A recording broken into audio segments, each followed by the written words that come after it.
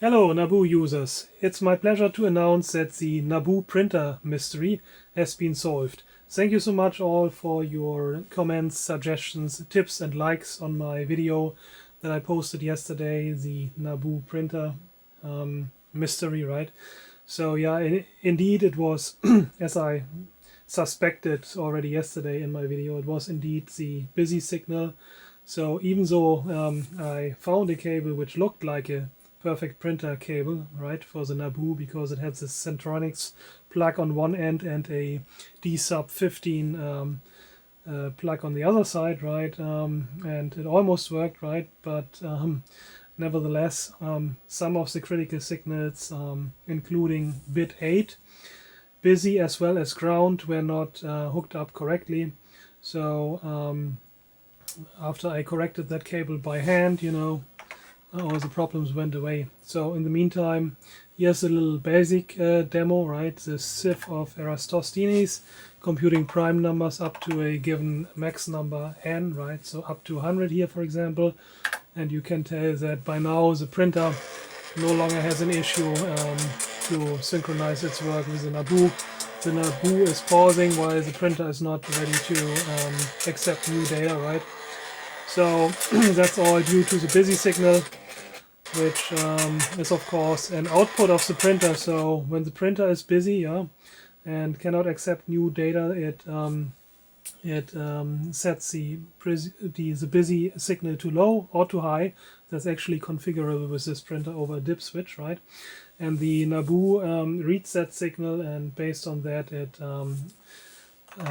determines whether it can send more data or not, right? And also list now works correctly, doesn't only print one line as yesterday.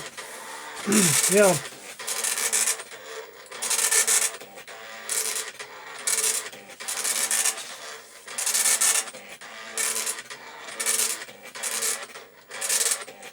That's a bit of a longer program here, the sieve of Eratosthenes, and I wish I could save it, but hopefully we will have a floppy drive soon, so we can be a little bit more productive.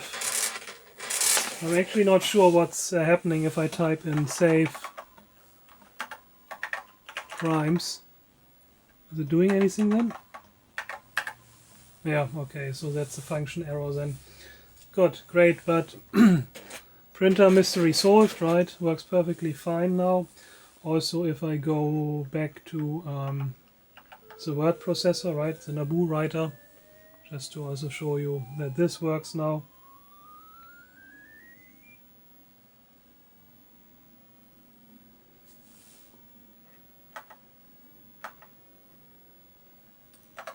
There it is again.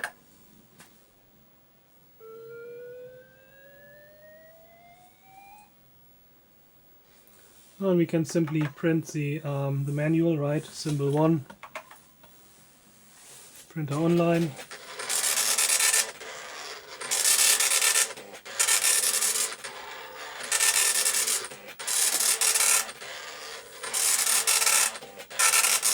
And you can always stop printing with escape. Alright, works fine now. So maybe let's have a quick look at the NABU printer port. So I don't think you will actually run into this issue. I mean, I only ran into this issue because I had a D-sub 15 to Centronics cable that looked like a printer cable, right? Again, I have no idea what other computers use that kind of printer cable. And I thought, so given that I even had 3 of these cables, I thought, well, maybe it's a standard. And so chances are that, if it's a standard, then NABU will also have used that standard, right? So, but interestingly, all the 3 cables that I had, they had the same pin out and the same connections, right, from Centronics to D-sub 15. And none of those then, of course, worked, right? So, yeah, so what you got to do for the NABU, here's the printer port, right?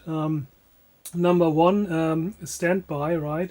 This is actually called strobe in Centronics. This is an output, right, from the NABU, and basically it's giving a pulse here whenever there's a valid data byte on the data bus, right? And those data lines are from pin 2 to 9, right?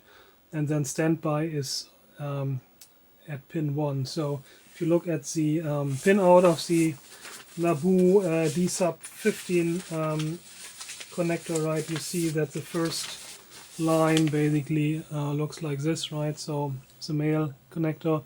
This is strobe here, pin number 1. Then there are data bits 1 to 7 here, up to 8, and then 9 should actually be data bit 8, right?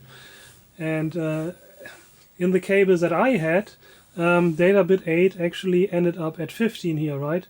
And I'm wondering if somebody, you know, at NABU actually confused, you know, the numbering of the pins, right? Because the cable which I then had would actually correspond to a clockwise numbering, right? Which is not standard basically. So, but I mean, if the numbering would have been like this, right? 1, then 8, and then 9, then this would have been the correct numbering for the cable that I had, right? But that doesn't match with the schematic. So in the end, then what I had to do is, let's look again at the schematics, right? So 1 to 8, 1 to D6 was fine, right? Or D0 to 6 and busy was fine. Then I needed to rewire D7, right? Put it from, as I just explained, put it basically from position 15 to position 9, right? Where it should be. And then busy signal is here in the NABU, right? Pin 11, right? Which should be here, right? But in my cable it ended up being on 13, so I also had to switch 11 and 13 in my cable, right? And then the last cable connection you need is like ground, which is on pin 15, which should be here, right? But in my NABU actually it was on pin in my cable it was on pin 9, so I needed to switch that also, right? So after I did that, so everything worked fine. And also interesting to see how the NABU is generating these signals, right? So the standby, the strobe signal is coming here from this gate here, basically from this buffer, right? And so the busy signal, which is actually an input in the NABU input, right? Because it's an output on the printer side, right? That's being processed by the sound chip, by the AY38912, right? So printer busy is an input here, goes into one of the I/O ports of the sound chip, IOB4 here. So yeah. Alright, so as I said, I mean, if you're going to make your cable from scratch, then you don't have that issue, right?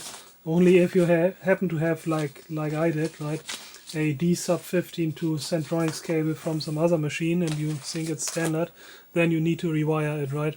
So, and otherwise, of course, here's the Centronics pin out, right? If you look at the male plug, you know, like this, then on the left you have pin 1, which is strobe.